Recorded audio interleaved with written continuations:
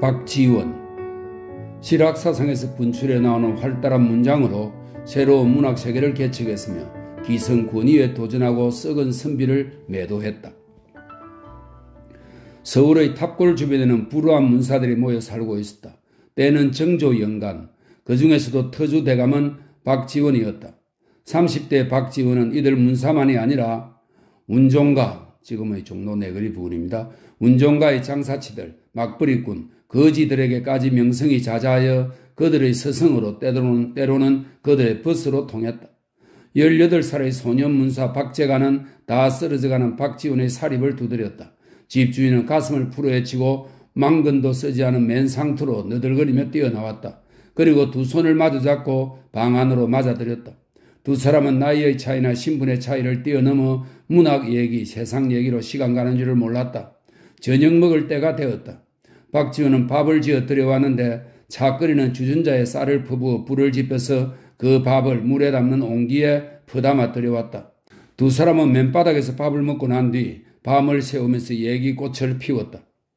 박재가는 이렇게 세월을 보내면서 열흘이고 한 달이고 간에 자기 집에 돌아갈 줄을 몰랐다. 이 자리에는 또 주변에 살고 있는 문사들이 모여들었다. 박지원의 집 바로 길 건너에 있는 이덕무를 비롯하여 유덕공, 이서구, 서이수 등이다. 이들은 대부분 뛰어난 문사들이었으나 서자 출신이어서 불우한 생활을 하고 있었다. 박지훈은 이들과는 달리 5대 양반으로 치는 노론 집안의 반남 박씨였지만 벼슬길에는 조금의 관심도 두지 않고 이들 서류와 불우한 문사들과 어울리기만 했다. 그는 집안 식구들을 광주로 내려보내고 혼자 살고 있었다. 그의 생활은 뒤죽박죽이었다. 사흘씩 밥을 굶기도 하고 사흘씩 술만 마시기도 하고 낮잠만 자기도 하고 책만 읽기도 하고 그러다가 주변에 문사들이 모여들면 시와 술로 흥을 돋구었다. 그들의 화제는 현실의 모순과 비리를 개혁하는 데로 옮겨졌다. 이들을 세상 사람들은 북학파 또는 이용후생학파라고 부른다.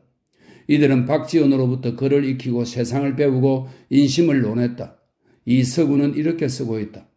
어느 여름날 밤 연암 어른을 찾아갔다. 연암 어른은 사흘을 굶고 있었다. 그때 버선을 벗은 맨발로 당근도 풀어버리고 문지방에 걸터 앉아서 행랑지기와 얘기를 주고받고 있었다. 이 서구는 이때 굶주린 박지훈과 함께 밤을 새워 고금의 칠한과 당시의 문장에 대해 논하였고 촛불이 꺼지자 어둠 속에서 얘기를 계속했다고 하였다. 얼마 후 이 서구가 쓴 위의 얘기를 읽은 박지원은 그때의 사정을 다음과 같이 털어놓고 있다. 당시 그의 가족은 광주에 살고 있었는데 박지원은 몸이 뚱뚱하여 더위를 견디지 못했고 모기와 개구리 소리에 잠을 못 이루어 여름만 되면 서울로 혼자 와 있었던 것이다. 서울 집은 좁기는 하였지만 모기와 개구리가 없어서 그런 대로 견딜만 하였다. 한 계집종이 박지원을 수발하고 있었다. 그러나 그 여종은 안질이 들자 주인을 버리고 도망했다. 먹을 것도 없고 밤낮이 따로 없는 주인을 더 모실 수 없었으리라. 그는 가버린 종을 찾을 생각도 안 했고 따라서 밥 지을 사람도 없어졌다. 이래하여 행랑아범에게 밥을 부쳐 먹었다. 행랑아범은 박지원에게 농지거리를 하면서 거리낌 없이 대했고 박지원도 오히려 그와 얘기 나누기를 즐겼다. 박지원은 며칠씩 세수를 아니하고 열흘씩 머리 손질도 않고 지내면서 더러 뗄나무꾼이나 참외 장사를 불러들여 담소를 즐길 뿐이었다. 그리고 다리 부러진 어린 까치에게 밥알을 던져주면서 장난을 치는 일에나 재미를 붙이고 있었다. 이 서구가 찾아오는 날도 사흘을 굶은 끝에 행랑아범이 나머지 귀화를 얹어주고 팔아온 쌀로 지은 밥을 얻어먹었다. 이런 생활 속에서도 박지원은 현실 문제에 대해 예리한 비평을 가하고 많은 글들을 썼다. 그는 그의 선배 홍대용이 청나라에 다녀와 많은 과학 지식을 전달해 주자 여기에 심취했고 제자들과 함께 청나라 문화의 좋은 것을 배워 현실에 적용해야 한다는 주장을 펴었다. 이때 박지원에게 하나의 시련이 닥쳤다. 정조가 왕위에 오르자 홍구경은 정조의 신임을 두텁게 받아 세도를 부리고 있었다. 홍구경은 박지원과 그 일파들이 안하무인으로 세상을 깔보고 또 자기네들을 무시한다고 하여 벽파로 몰아붙였다. 다시 말해서 정조를 반대하는 세력이라는 것이다. 이에 박지원은 1777년 서울을 버리고 황해도 금천 땅 첩첩산골인 연암 골짜기로 들어갔다. 이것은 피난이 아니라 그의 꿈을 실현하려는 것이었다. 그는 시끄러운 서울을 벗어나 보고 싶었다. 더욱이 놀고 먹는 자들을 매도하던 그로서는 직접 생산자가 되는 길을 택해 노력해 보고 싶었던 것이다. 그는 연암 골짜기에 큰 꿈을 걸었다. 주변에 과일나무를 심고 양어장을 만들고 백통에 벌집을 널어 놓으려 했다. 그러나 그것은 한낱 꿈이었다. 연암에서의 생활은 말이 아니었다. 초가상관을 짓고 돌밭 몇 대기를 일구었다. 그 자신 손이 부르트고 발바닥이 갈라지도록 일을 해보았다. 그는 틈틈이 연암당을 짓고 그 아래 연못에서 낚시를 즐기며 살았다. 어릴 적부터 부모를 잃고 형수의 손에서 자란 박지원은 혼자 된 병든 형수를 이곳에 모시고 와 호강시키려 했지만 그 형수는 이 골짜기에 와 호강도 못해보고 죽어 뒷산에 묻히는 비극도 겪었다. 그는 쑥 굽는 사람들을 불러 모았다. 그리하여 그의 이웃은 서너 집이 되었다. 그들은 누더기 옷에 금정치를 하고 숯만 구워 팔 뿐 그가 바라는 농사는 짓지 아니했다. 이런 말이 아닌 고생 속에서도 그는 마음은 이것을 즐기며 바꿀 생각이 없다고 쓰고 있다. 박지원은 이런 생활 속에서도 그의 삼종형 박명원이 영경의 사신으로 가게 되자 그 수행원을 자청하고 나섰다. 그는 청나라 문물을 돌아보고 온 뒤에 저 유명한 열하일기를 썼다. 이 열하일기는 당시에 풍미하던 존명배청의 풍조, 소중화의식, 북벌놈 등의 허구를 여지없이 깔아뭉개고 풍자하였으며 청나라의 좋은 점을 배우자고 역설했다. 그 한 대목을 보면 의복이 명나라 것과 닮았다고 자랑하지만 그것은 상복이 아니냐, 머리를 깎지 않는다고 자랑하지만 상투는 남쪽 오랑캐의 풍속과 같지 않느냐, 뒷글만큼도 그들 청나라보다 낫지 못하면서 상투 하나 가지고 잘난 체 하다니 라고 당시의 잘못된 생각들을 매도했다. 시기로 미루어 이 열하일기는 연암 골짜기에서 이루어진 것으로 보인다. 특히 열하일기에 담긴 호질문과 허생제는 풍자문학의 극치를 이룬 작품이다. 호질문에서 그는 북곽선생이라는 위선에 가득 찬 학자를 풍자했다. 북곽선생은 과부와 간통하였는데 과부의 아들들이 그를 여우가 둔갑한 것이라고 하여 여우를 잡아 돈을 벌자고 하자 도망 나오다가 똥통에 빠졌다.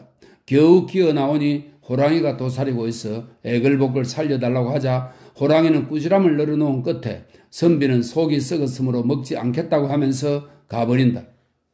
허생전에서는 또 상품 독점으로 큰 돈을 번 허생이 그에게 벼슬을 구하러 온 의영대장 이완에게 세 가지 조건을 내세운다.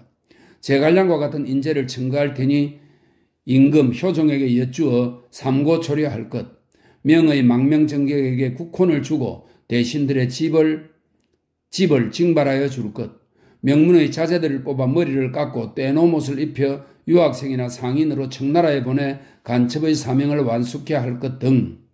그는 당시 조정에서 도무지 인재를 찾으려 하지 않고 불공평하게 등용하는 것을 비꼰 것이다. 그리고 몇몇 세도가에게 계속해서 국혼을 주느니 차라리 대국이라고 섬기는 명나라의 정객에게 국혼을 주라고 빈정거렸으며 오랑캐라고 멸시하면서도 청나라의 왕실과 조신의 딸들을 징발당하는 모순된 현실을 풍자했다. 또 청나라를 치자고 외치면서도 과감히 그들 속에 뛰어들어 실정을 파악하려 들지는 않는 뻔뻔한 북불론자들을 매도한 것이다. 물론 이완은 세 가지 중 하나도 실천하지 못한다고 말했다. 허생은 그제야 일어서서 그를 크게 꾸짖고 칼을 찾아 찌르려 했다. 이완은 소스라치게 놀라 뒷뜰창을 박차고 뛰어나가 한달음에 도망쳤다. 이 열하일기는 그야말로 인구에 오르내려 모든 선비들이 다투어 읽었다. 뿐만 아니라 똥치는 일꾼의 덕을 칭송하고 예덕선생전, 양반의 허울을 벗기고 양반전, 종로의 거지를 칭송하고 광문자전, 연려의 성적 갈등을 그린 연려함량박시전. 그의 소설들은 그야말로 모든 선비들의 손에서 떠나지 아니했다. 그러나 인쇄 한 푼 들어오지 않을 때였으니 이러한 작품들이 읽히거나 말거나 그의 가난은 이루 말할 수 없었다. 박지원은 그의 선배 홍대용에게 이렇게 편지를 썼다. 제가 한 언덕과 한 골짜기를 일군 지 지금 9년이 되었습니다. 풍찬 노수 끝에 헛되이 두 주먹만 쥐었습니다. 마음은 피로하고 재주가 졸렬하여 아무것도 이룬 것이 없습니다. 그러면서 위에서 말한 대로 이 생활을 바꾸려는 생각은 없다고 했다. 어쨌든 뚱뚱한 몸으로 거리나 잃는 선비가 농사를 짓기에는 너무나 조건이 맞지 않았다. 비록 그 자신이 생산하지 않는 사람은 먹지 말라고 외쳤지만 이때에서야 선비는 선비로서의 할 일이 따로 있다고 깨달았다. 이래하여 박지원은 50살의 나이에 걸맞지 않게 아주 하찮은 벼슬을 받았다. 이어 현감, 부사 같은 원노릇도 하게 되어 가난을 조금 면했다. 그러나 그에게 시련이 그친 것은 아니었다. 1792년 그에게 큰 비난이 퍼부어졌다. 그의 열화 일기와 소설들이 문체 반정 운동에 걸린 것이다. 고루한 선비들은 그의 비속한 말, 저속한 표현, 그리고 현실에 대한 신랄한 풍자와 비평을 역겨워했고 또 그의 문체가 젊고 기이한 선비들의 문장 표본이 되어가는 것을 보고 참지를 못하였다. 그래야 임금을 꼬드겨 박지원과 그를 추종하는 일파를 몰아내려 하였다. 이에 정조는 그의 글을 읽어보고 대단히 못마땅해 하면서 반성의 글을 쓰라고 했다. 박지원은 굽힐 수밖에 없었다. 그도 늙었음인가? 정조는 다시 지어올린 글을 보고 이마살을 찌푸리며 만족스러워하지 않았지만 그냥 덮어두게 했다. 박지원은 거지와 일꾼과 떠돌이 장사치의 벗이었다. 혁혁한 양반의 후예로 그 자신 거지와 다를 바 없는 생활을 하면서 기성 권위에 과감히 도전했고 썩은 선비를 매도한 실천가였다.